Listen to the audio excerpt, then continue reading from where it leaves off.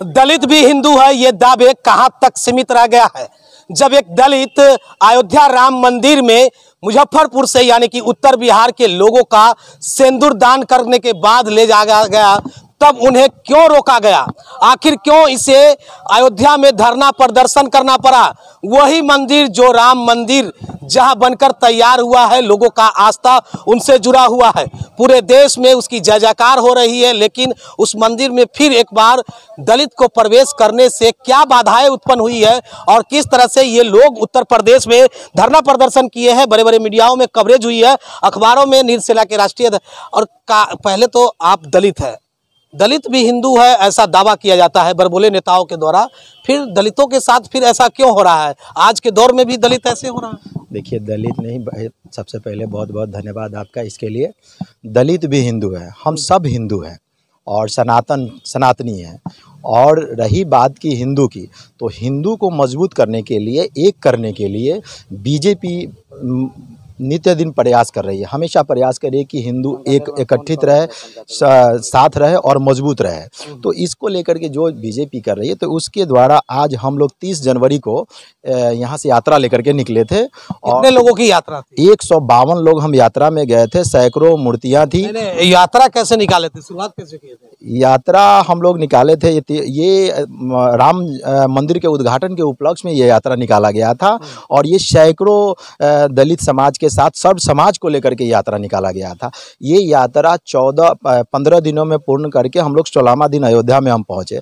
अयोध्या में पहुँचने के बाद जब वहाँ हम रास्ते भर में इस यात्रा का बहुत अच्छा स्वागत, बात लोगों ने इसका सत्कार, सुबह का भोजन, अल्पाहार वगैरह सभी बहुत अच्छा व्यवस्थित रूप से किया गया। मुजफ्फरपुर में मेला भी लगवाया। हाँ, इस यात्रा के उपलक्ष्य में एक मेला भी लगाया गया था। पर जब हम लोग वहाँ पहुँचे तो हम अपने 2 दिन पूर्व एक अपने प्रतिनिधि मंडल को श्री चंपत राय जी से मिलने भेजे, जो अयोध्या मंदिर के सचिव है। तो जब मिलने भेजे उनको, तो उन्होंने कहा कि ये सारी बात सुनने के बाद उन्होंने कहा कि ये किस समाज और बिरादरी का यात्रा है। तो हम कहे कि क्या समाज और बिरादरी देखकर अयोध्या मंदिर में एंट्री दिया जाएगा अब? तो उसके लेकर के हम लोग वहाँ 3 दिन आमरण अनशन किए हैं और वहाँ के अखबार, वहाँ के मीडिया चैनल और आप लोग के माध्यम से, न्यूज़ के माध्यम से आप लोग को भी पता है कि ये बड़ा लड़ाई हम वहाँ खड़ा किए और उसके बाद वहाँ से चले।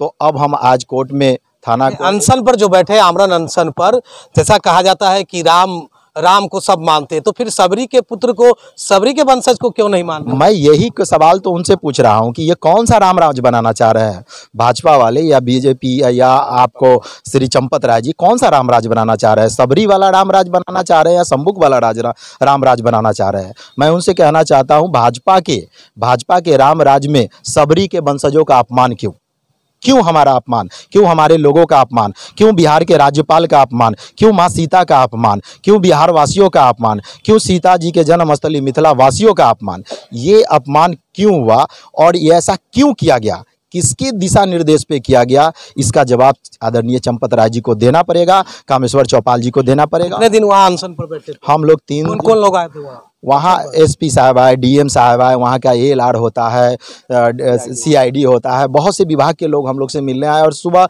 छावनी की तरह हमें घेर लिया गया। तो मैं गलत नहीं था, अपने आप जवाब दिया, वो लोग चले गए। हम 3 दिन आमरण अनशन पर थे।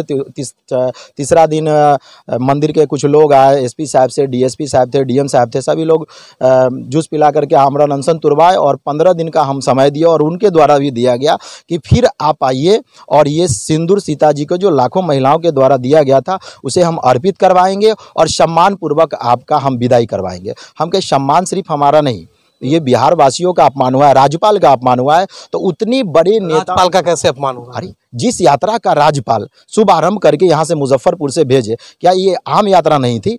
इस यात्रा को बड़े लेवल पर आयोजन करके भेजा गया था माननीय राज्यपाल महोदय के द्वारा। तो ये तो राज्यपाल की भी अपमान हुई, राज्यपाल भी एससी समाज से आते हैं तो उनका अपमान हुआ। मिथिला से अगर हम गए तो मिथिला का अपमान हुआ, सीता जन्मस्थली है तो सीता जी का अपमान हुआ, बिहार वासियों का अपमान हुआ, समस्त दलित समाज का अपमान हुआ और इसमें जुड़े हुए तमाम जितने भी राम भक्त गए थे उस सब का अपमान हुआ।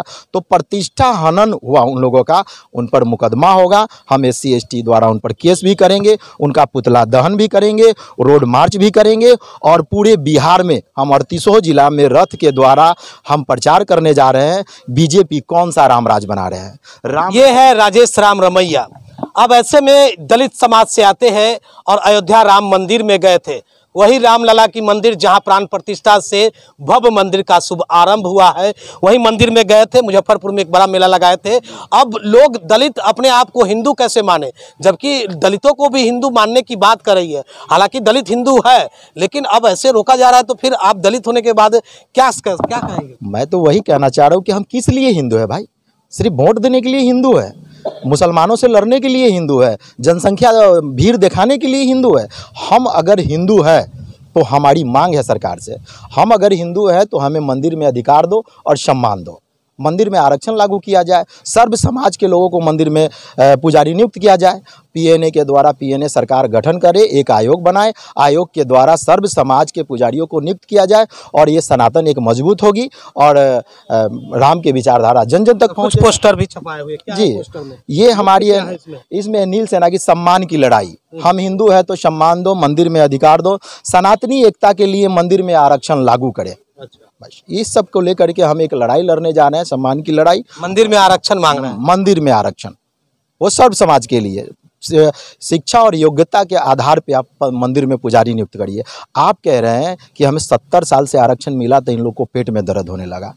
5000 सालों से आप आरक्षण लेके मंदिर में बैठे हुए हैं कि पूजा सिर्फ आप कराइएगा।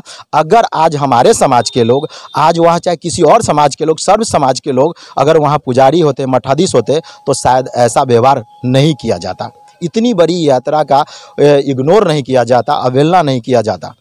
तो इसके लेकर के हम लोग अब कहाँ के रहने वाले? हम मुजफ्फरपुर के रहने वाले हुए। नील सेना अध्यक्ष राजेश राम रवैया। तो ये राजेश राम रवैया है, नील सेना एक संगठन बनाए हुए उसी के अध्यक्ष है और मुजफ्फरपुर में एक भव्य मेला यानी कि बड़ा मेला का आयोजन कर यहीं से यात्रा की शुरुआत किए थे, जिसमें मुजफ्फरपुर जिले के कई इलाके के लोग शामिल हुए थे। लेकिन ये दलित समाज से आते हैं। जब ये अयोध्या राम मंदिर में लोगों के द्वारा दान किए गए सिंदूर दान करने के लिए वहां पहुंचे, तो आखिर इनके साथ क्या कुछ हुआ, पूरी बात की जानकारी दे रहे थे। अब इनका कहना है कि मंदिर में भी आरक्षण चाहिए, यानी कि जो पढ़े लिखे लोग हैं उसी के आधार पर, शिक्षा और योग्यता के आधार पर मंदिरों में महंत और पंडितों की नियुक्ति हो, यानी कि वो योग्यता के आधार पर महंत बने और पंडित बने, जैसा इनका मांग है। अब ये वहाँ के जो अयोध्या में जो राम मंदिर के जो सचिव है वहाँ के, अब उनके खिलाफ किस तरह से आगे की कार्रवाई करने के लिए इनके द्वारा बताया गया है। देखना होगा इस मामले में कहाँ तक मोड़ लेती है।